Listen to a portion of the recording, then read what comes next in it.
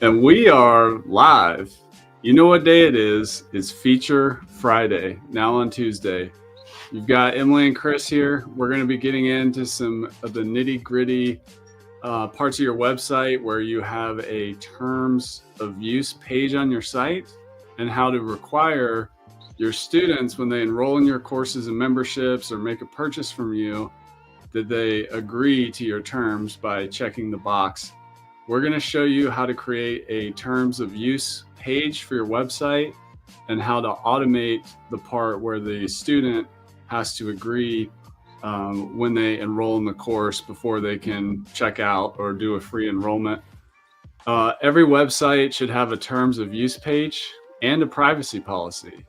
The difference between terms of use page and the privacy policy page, terms of use is more like the rules of the site and the business. Things like don't steal my content. These are the community guidelines we're going to enforce. Whereas a privacy policy is something different. It's more like, this is the information we collect, like your name and your email address. And this is our privacy stance around that and the cookies we use on our website. Emily also has a great way to talk about it. How do you explain the difference between terms of use and privacy policy? Yeah, I think about it as terms of use is your commitment to us, and privacy policies like our commitment to you. Like, we're going to handle your data a certain way. We're going to respect your privacy. This is what we're doing with your data from a privacy policy. And then terms of use is like what we expect from you as far as interacting with our site and business. Yeah, so some classic terms of use ideas might be, what's my refund policy? This is the community guidelines about non-harassment, being respectful. And if you do X, you'll get kicked out. And really just other kind of legalese around your business and how it operates and what it's all about. It's important to have people agree to it when they check out, because it's sort of like a contract that you're doing between two parties when they're going into business or forming a relationship. It is important to have a terms of use page for SEO purposes. Nobody knows for sure what Google does, but I've heard it a million times for SEO ranking. If you don't have a terms of use page and a privacy policy page linked on the bottom of your website, Google will be less likely to show your website in search results. And the reason they're doing that is because they want to protect the users, to make sure they're doing business and going to websites that have, strong terms of use and privacy policies. So these are very important pages on our website. We have another video and documentation about the privacy policy, but today we're going to dig in on how to set up your terms of use page and require it on checkout. Over to you, Emily. Yeah. Thank you, Chris. So diving into our LifterLMS demo site here, a terms of use page is something that you would create on your own. On my demo site here, I have terms of use already created, but if you don't have one, you'd go to Pages, Add New, and just create a terms and conditions page. On this page, I have just lorem ipsum text, but if you outline here, like Chris said, your refund policy, community guidelines, intellectual property, like don't steal my stuff or share my PDFs or videos and stuff like that. Yeah. Having someone agree to those things when they sign up for your site makes it so much easier later. When you manage, like, if someone does a chargeback on a subscription renewal through your platform, they're like, I didn't know it was a yearly subscription. In your terms and conditions, that's what helps you fight back and be like, well, this is a yearly subscription. You agreed to the terms of service. The terms of use page is very important for you as a business owner. And so definitely recommend filling this out with all the data that you need your customers to follow. And then once you have that page filled out, you visit LifterLMS settings and accounts all the way to the very top.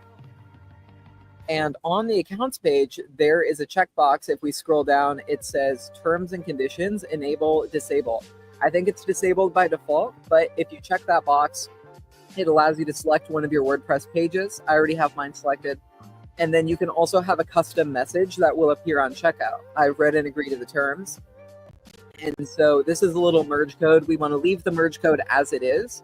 I'll show you what people see on the checkout, so we see like their perspective when they sign up and agree to the terms.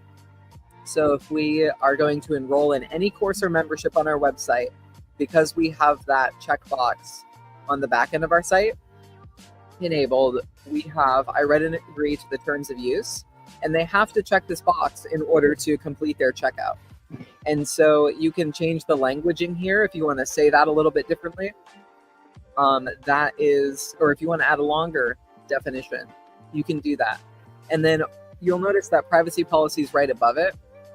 And privacy policy doesn't require the same checkbox, but it's really nice to have the users like check the box that they took the action to say, yes, I agree to the terms when they sign up. And so that is available there. And when it comes to generating your terms, a lot of business owners, especially ones getting started, struggle with even affording the tools to start the business. So when it comes to affording a legal service like a lawyer to go in and write you a very well thought out privacy policy in terms and conditions to protect you and your business, it's complicated. So at Lifter, we refer you to Termageddon. It's like, I think it's like $12 a month, something around that range, $12 to $15 a month right now.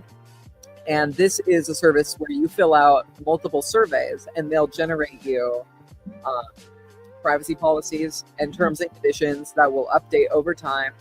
And you just place the shortcode on your website. As laws and regions change, your privacy policy and terms will automatically be updating. So you'll have the latest compliance and you won't have to worry about it. There are certain exceptions that they outline for what kinds of businesses can work with them. But for the majority of us course creators and membership site owners, usually be covered by that kind of service. But what do you think about all that, Chris? Yeah, that's good. I definitely highly recommend Termageddon. That's on the LifterLMS recommended resources page. You can go there and find it. We also have some webinars with the creators of that. And they talk about how they do it and do all the legal compliance. We just build website software, so we can't offer legal, financial, or tax advice, but we highly recommend you do get a terms and conditions page. I've seen some people just getting started use something like an AI tool like ChatGPT to just kind of get a first rough draft going, start kind of figuring out what they want to put on that page. And then ideally it would be recommended to run that by a lawyer for a official stamp of approval. Kurt, thank you for jumping in and checking out this live. I've thought of a curveball on the fly. Are you ready for it, Emily?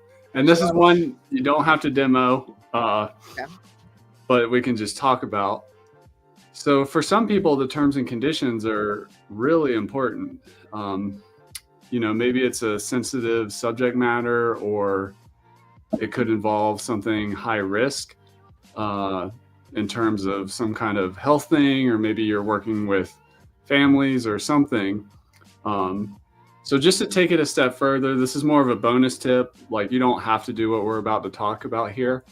But what if you actually wanted somebody to digitally e-sign something like in your first lesson that they had to do before they could continue in the course to create like that e-signature?